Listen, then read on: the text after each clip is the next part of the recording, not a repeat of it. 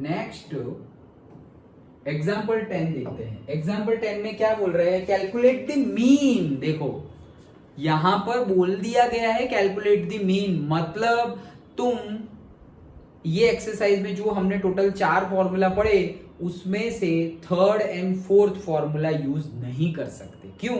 बोल दिया है मीन फाइंड करो। करेक्ट? समझ में आया?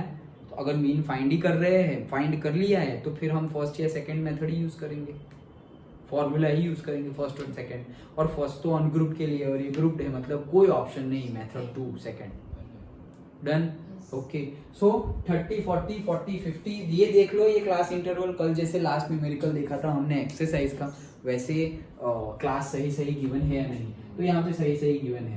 पहले मीन स्टैंडर्ड सब कुछ फाइंड करना है, ठीक है। तो सेकंड मेथड हमारी थी क्या, ये जो हमने फॉर्मूला लिखा था, कहाँ गया, यही है क्या? हाँ यही है। ओके, ये फॉर्मूला लिखा था, बस वही है।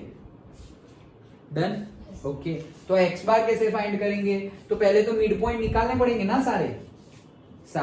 देखो ये तो कंटिन्यूअस फ्रीक्वेंसी डिस्ट्रीब्यूशन है, सो कंटिन्यूअस फ्रीक्वेंसी डिस्ट्रीब्यूशन हो तो हमें मिड पॉइंट फाइंड करना पड़ेगा। क्यों?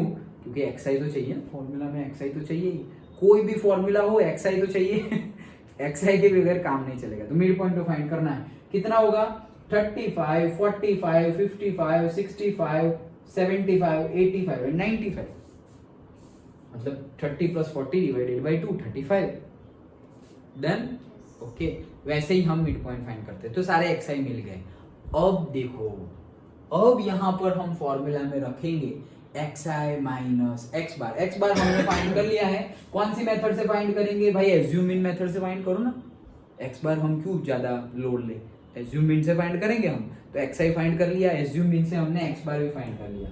तो से इन्होंने नहीं किया है लेकिन हम कर सकते हैं, एज्यूम इन से शॉर्टकट मेथड यूज करेंगे।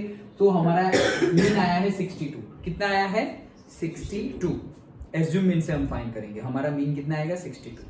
ये जो 62 आया है वो बार है, x बार है।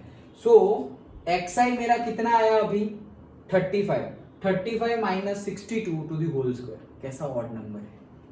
Okay, 45 minus 62 to the whole square. सोचो कितने बड़े बड़े स्क्वायर करने हैं। अंडरस्टूड?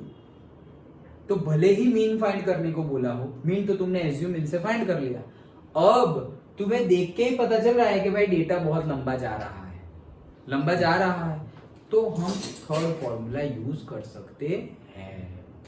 थर्ड फॉर्मूला मतलब कौन सा फॉर्मूला, याद करो, ए प्लस वाला नहीं, जिसमें एक्स बार ही ना हो, वो वाला फॉर्मूला। एक्स बार फाइंड करने का थर्ड फॉर्मूला नहीं, स्टैंडर्ड डेविएशन फाइंड करने का। तो नहीं, वाई वाला नहीं, एक्स वाला ही। ओके, सो ये वाला फॉर्मूला फिर से कहा, ये ओके, कहाँ गया ये वाला फॉर्मूला, यहाँ पे कुछ नहीं है मान लो। ओके, और ये एन भी नहीं है ये एन है रे, ये एन तो है। हाँ, मतलब मीन फाइंड कर लो एज्यूम इन से। ओके, लेकिन मीन फाइंड, वही तो मैं बता रहा हूँ कि मीन तो फाइंड कर लिया तुमने एज्यूम मीन से, लेकिन मीन फाइंड करने के बाद जो हमारा फॉर्मूला है वो कितना ऑड है, मतलब कितनी बड़ी बड़ी वैल्यू दे रहा है कि भाई 35 minus 62 to the whole square, 45 minus 62 to the whole square. Okay, फिर कहां तक जा रहा है वो, तो 95 तक जा रहा है। तो 95 minus 62 to the whole square, तो इतने बड़े बड़े स्क्वायर करने हैं और फिर उसका fi से मल्टीप्लाई भी करना है, तो ज्यादा बड़ा हो जाएगा ना। इसलिए मैं बोल रहा हूं कि भले ही एज्यूम इन से तुमने मीन फाइंड कर लिया, लेकिन यहाँ पर तुम थर्ड मेथड यूज कर सकते हो। तो थर्ड मेथड यूज करेंगे तो डायरेक्टली फॉर्मूला हमारे पास है। ओके, कौन सा, ये वाला। Okay, direct formula. ओके, तो डायरेक्ट फॉर्मूला है हमारे पास, वही हम यूज कर सकते हैं। एंड अगेन चेक कर लो कि तुम्हारे पास कांस्टेंट h है या नहीं। तो तुम्हारे पास तो कांस्टेंट h है, तो तुम थर्ड क्या फोर्थ फॉर्मूला भी यूज कर सकते हो, जिस एज्यूम मीन तो वैसे भी तुमने सेंट्रल टाइम एक्स बार फाइंड करने के लिए बोला, तो एक्स बार में से वहीं से तुम्हें क्या मिल जाएगा, वाई आई मिल जाएगा। वाई आई क्या था तुम्हारा, x I minus A divided by H. तो एच है तुम्हारे पास, एच है, एक्स आई है, और एज्यूम मीन भी हमने फाइंड कर लिया है, वो तो देखना ही है सिर्फ। तो तुम थर्ड भी नहीं, directly fourth formula use. Third करोगे तो भी आंसर सेम आएगा, फोर्थ करोगे तो भी आंसर सेम आएगा, और थर्ड फोर्थ नहीं किया और सेकंड मेथड से किया तो भी आंसर सेम ही आएगा। लेकिन this will take too much time. Third वाला उससे थोड़ा इससे कम टाइम लेगा और फोर्थ वाला सबसे कम time. So it's all about how you are applying your mind. Okay, नहीं तो आंसर सपोज 4 लोग कर रहे हैं, चारों का आंसर सेम आएगा। किसी का आंसर, किसी का न्यूमेरिकल 10 मिनट्स में कंप्लीट हो रहा है, किसी का 20 मिनट्स में और किसी का आधे घंटे में। अंडरस्टूड?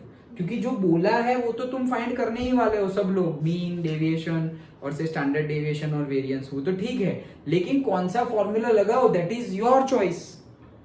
तो डेटा देखो, अब मैंने ही बोला ना कि ये डेटा हम ये फॉर्मूला यूज करेंगे, लेकिन फिर देखा कि भाई एक्सआई तो देखो कैसा कैसा आ रहा है, 35, 55, 45, और फिर उसको एक्स बार में से एक्स बार आया 62, तो वो माइनस करो, फिर उसका स्क्वायर करो, फिर एफ आई से उसका मल्टीप्लाई करो और फिर सबका सम करो, कितना बड़ा हो जाएगा। तो इतना बड़ा क्यों करे भाई, थर्ड मेथड यूज करते हैं। फिर देखा कि थर्ड मेथड से यहाँ पे एच तो सब जगह कांस्टेंट है, तो फोर्थ मेथड ही डायरेक्ट यूज कर लो। तो फोर्थ मेथड ही मतलब फोर्थ फॉर्मूला ही वाई वाला हम डायरेक्टली यूज कर सकते। अंडरस्टूड? पक्का समझ में आ रहा है? बुक में जो किया वो, लेकिन कंसेप्ट न्यूमेरिकल कैसे सॉल्व करना है वो मैं तुम्हें बता रहा हूँ। ओके, जैसे बुक में तो अभी एफ आई एक्स आई से भी किया हुआ है, ओके, लेकिन एज्यूमिंग से ही हम फाइंड कर लेते हैं तो इजी हो जाएगा। अभी उन्होंने तो देखो यही मेथड से सॉल्व किया हुआ है, तो उनको क्या है, लिख देना है 10,050, वो 10,050 तक आते आते तुम्हारे 10,000 हो जाएंगे। अंडरस्टूड? ओके, तो इसीलिए हम थर्ड फॉर्मूला यूज करेंगे और से उससे भी आगे फोर्थ फॉर्मूला यूज करेंगे। अंडरस्टूड?